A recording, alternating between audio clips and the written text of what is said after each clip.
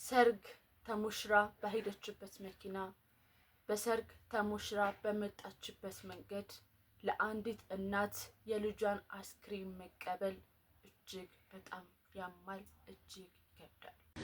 እኔ አለሱ ህይወት የለኝም፣ እኔ አለሱ ባዶ ነኝ። ሌላኛው እጅግ አነጋጋሪ ጉዳይ የቦኒ የለቀቀችው የራስ ማጥፋት ቪዲዮ ከአካውንቷ ላይ ተደልቷል። ሌሎች ደግሞ ባሏ ነው ለዚህ ሁሉ ተጠያቂ ሲሉ የሰጡትንም ሐሳብ ይዤላችሁ መጥቻለሁ። 100% እሱንም ተጠያቂ መጠየቅ አለበት ምላችሁ። ዛሬ የሰራችው ቪዲዮ አንደኛ ላይክ ያደረገው ባለቤቷ ነበረ። ወጣት ቦኒ ከሊስትሮ አንስታ የህይወት ልምዷን በቲክቶክ ላይ እያጋራች ከ820 ሺህ በላይ ፎሎወር ማግኘት ችላ ነበረ። በአሁን ሰዓት ግን 900 ሺህ ፎሎወር ገብታለች።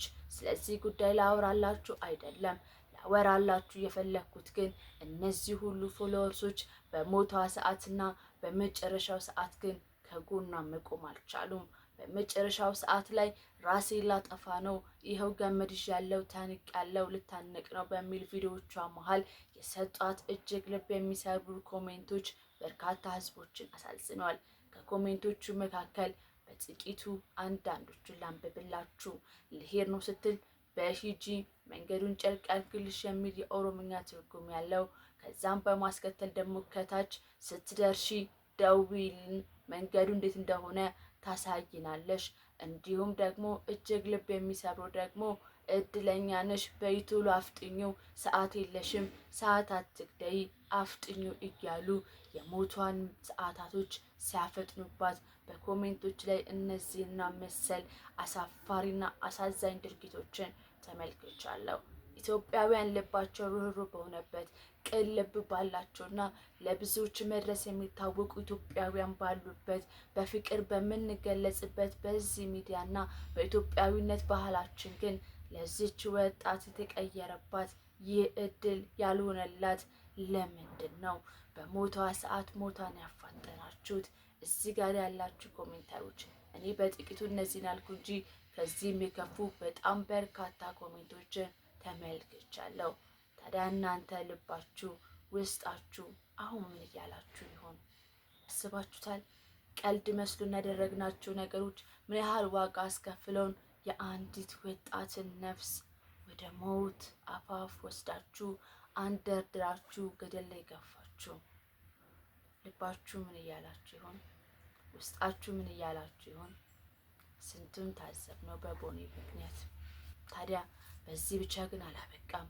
ወጣቱ በትላንትናው ዕለት ብቻ ከአንድም 2-3 ሞት ተሰምቷል። ነገር ግን የነቀምቱ ጉዳይ ግን ከቦኒ ጋር ተመሳሳይ ጉዳይ መሆኑ በርካቶችን እጅግ አስደንግጧል። ዛሬም በየቤቱ በርካታ ቦኒዎች አሉ። ዛሬም በየቤቱ የነቀምቱ ልጅ ታሪክ በርካቶች አሉ። ለነዚህ ወጣቶች መፍትሄው ግን አንድና አንድ ነው። እርሱም አጠገባችሁ ያሉት ሰዎች። አጠገባችሁ ያሉት ሰዎች ውስጣቸው ምንድን ነው ያለው? ከሳቃቸው ጀርባ፣ ከህመማቸው ጀርባ ሊነግሩን ካሰቡት አይ ቀልዴን ነው፣ አይ ችግር የለውም፣ አይ እሺ ከሚሏቸው ነገሮች ጀርባ ምን ውስጣቸው ታምቆ ይሆን? ፈጣሪ አንድ እድል ቢሰጠኝ እንዲህ ብዬ ጠይቀው ነበር፣ የሰዎችን ውስጥ የማወቅን ጥበብ አድልልኝ ብዬ። ለሁል ጊዜ የሚሆን አንድ መልእክት ልንገራችሁ። እናንተ ያለ ምክንያት አልተፈጠራችሁ። እናንተ ያለ ምንም ፐርፐዝ እግዚአብሔር አላመጣችሁ። በእናንተ ያለውን ትልቅ አቅም በሰከንድ ውስጥ በሚመጣ ትንሽ ስሜት አትግደሉት። ወጣቶች እናንተ ጋር ትልቅ አቅም አለ። በተለያየ ተስፋ መቁረጥ ውስጥ ያላችሁ፣ በተለያየ ጭንቀት ውስጥ ያላችሁ፣ በቃ አብቅቶልኛል ህይወቴ ከዚህ በኋላ ኔክስት ምዕራፍ የለውም ብላችሁ የደመደማችሁ ሰዎች እኔም ማውራት ትችላላችሁ። ምናልሹ እንደዚህ ሆኛለሁ ብላችሁ ውስጣችሁ የከበዳችሁን ውስጣችሁ ያለው የሚያስጨንቃችሁ ነገር ንገሩኝ። ከእግዚአብሔር ጋር አብረን እናልፈዋለን። ወንድሜ እህቴ፣ አንቺ ውስጥ ትልቅ ያለውን ዓላማ አትግደዩ። በሰከንድ ለሚጠፋ ስሜት ብለሽ ነገ ለሚቀየር አዲስ ተስፋ ብለሽ ነገሽን አታጨልሚ። ዘላለምሽን አትግደይ እህቴ ወንድሜ ይህ መልእክት ላንተ ነው፣ ላንቺ ነው። በምንም አይነት ፈተና ውስጥ ብታልፉም አናግሩኝ። መልካም ጊዜ ይሁንላችሁ። በጣም ወዳችኋለሁ፣ በጣም አከብራችኋለሁ። የአንዲት የተሰበረችን እናት የአቀባበል ስርዓት አሳዩዋችሁ። ምናልባት ይህን አቀባበል አይታችሁ ልባችሁ ትንሽ እንዲመለስ ለእናታችሁ ስትሉ መኖር እንዳለባችሁ ለመንገር ያህል ነው።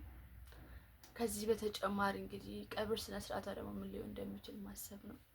እሱንም ቪዲዮ ሰራላችኋለሁ፣ አብረን እንመለከታለን። መልካም ዜናዎችን ለመዘገብ ያብቃን እና ልሽው ነው። እወዳችኋለሁ። መልካም ጊዜ ይሁንላችሁ።